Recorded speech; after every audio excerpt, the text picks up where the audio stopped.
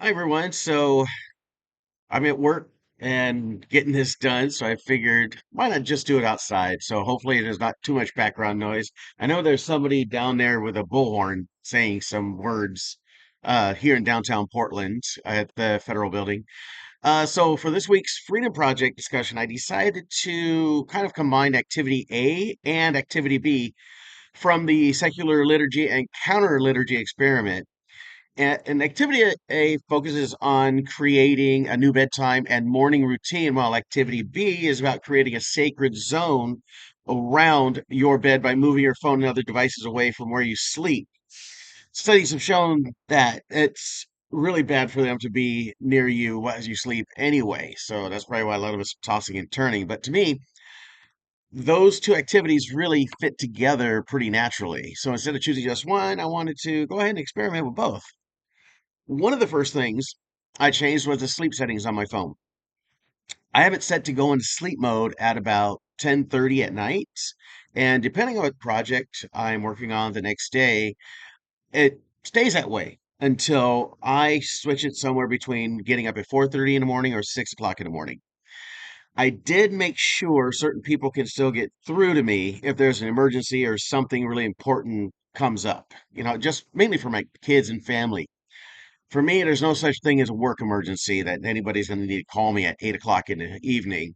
So I make sure I set those boundaries ahead of time. But everything else, notifications, random alerts, emails, and all that other noise is muted. So the other big change is that both my work phone and personal phone, they charge in the kitchen instead of next to my bed. So in the morning, I get up, I make some coffee, and I make some breakfast. I don't even touch my phone for at least the first 30 minutes.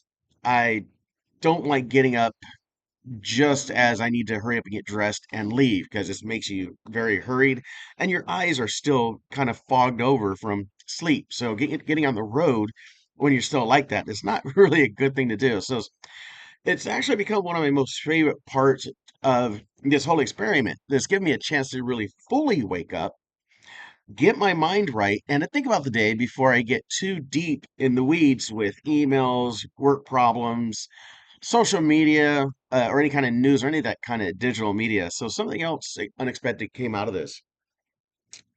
I started reading an actual book. I know, weird, right?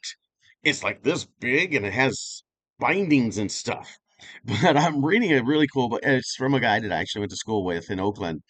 It is called 11 Behaviors of Disrespect Hidden in Plain Sight by D.B. Bedford. And I'm really enjoying it.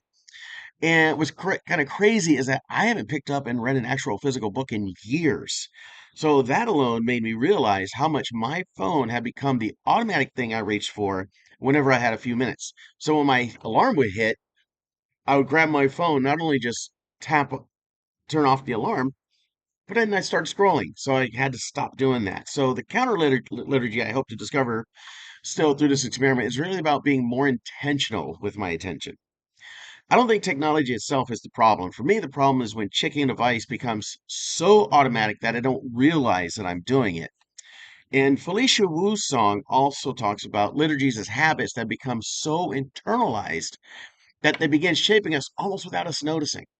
I can definitely see that with my phone. By putting my phones in another room, muting unnecessary alerts, protecting my sleep time, I'm just trying to create a different habit. So, and I think the biggest, I don't, not allowing my phone to decide how my day begins and ends anymore.